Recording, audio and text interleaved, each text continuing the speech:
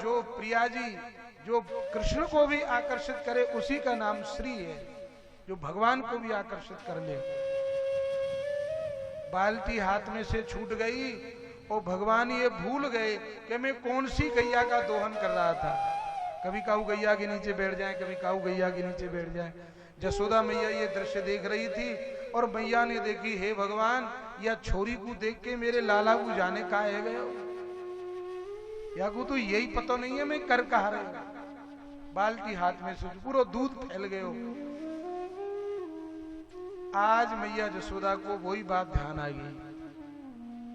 कहूं ऐसा ना होए कि ये किशोरी लाला के आगे आ जाए और या के आगे आते ही कन्हैया अपने तन की सुध भूल जाए और बादना तो हाथ में ते बाल्टी छूटी। आज कहूं ये पर्वत छूट गए हो तो कहा होएगो। इसलिए किशोरी जी को सामने नहीं आने दे रहे, पीछे बिठा के रखा है। बोलिए राधा रानी की।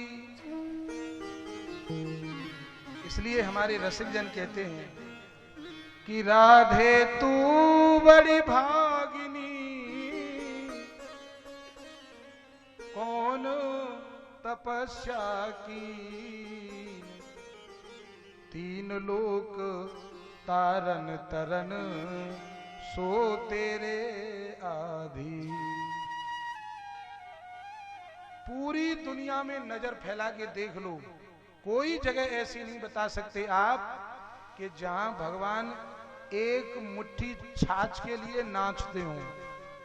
कोई भी जगह बता दो आप, एक भी जगह ऐसी नहीं मिलेगी। कहीं द्वारकाधीश बन के बैठे हैं, कहीं सावलिया सेठ बन के बैठे हैं, कहीं कुछ बन के बैठे हैं, कहीं कुछ बन के बैठे हैं। लेकिन हमारे ब्रज में ये कन्हैया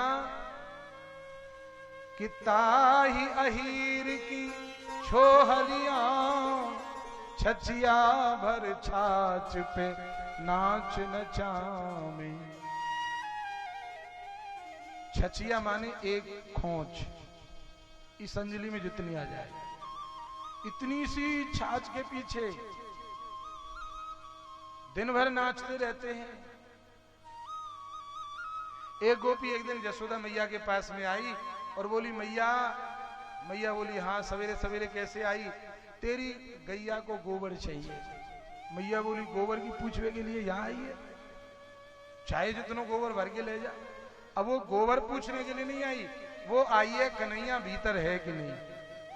और लाला तो समझ गए, भगवान तो भाव को इशारों कर गई। चलते चलते पीछे पीछे कन्हैया, आगे आगे गोपी गौशाला में चली गई।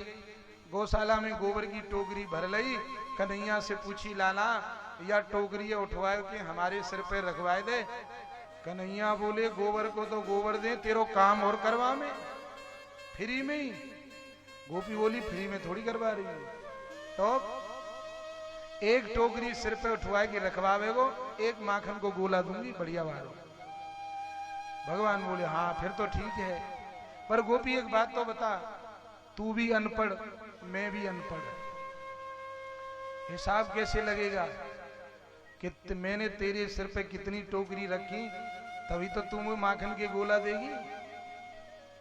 गोपी बोली, लाला हिसाब सीधो सीधो है। तू मेरे सिर पर जितनी टोकरी गोबर रखवावेगो, मैं उतनी ही गोबर की बिंदी तेरे मुंह पे धरती जाऊंगी। काम पूरा हो जाए, बाद में गिन लीजो, ले लीजो। हाँ ये ठीक है, राजी हो गए। एक टोकरी गोबर भरवाए के सिर पे रखवायो। गोपी ने एक गोबर की बिंदी रख दी मुंह पे। धीरे धीरे करके पूरो मोहड़ो गोबर से भर दियो। अब लाला तो बैठे गौशाला में, गोपी तो गई अपने घर। मैया जसोदा बोली, लाला दिखाई ना दे रहे हो, कन्हैया कहाँ चले गए? मैया आई गौशाला में, अरे कन्हैया ये तेरे मुंह पे सारे पूरे मुंह पे गोबर कैसे लग गए हो? मैया ने सब गोबर छुड़ाई दियो।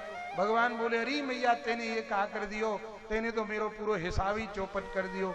अब गोपी से कैसे हिसाब होगी?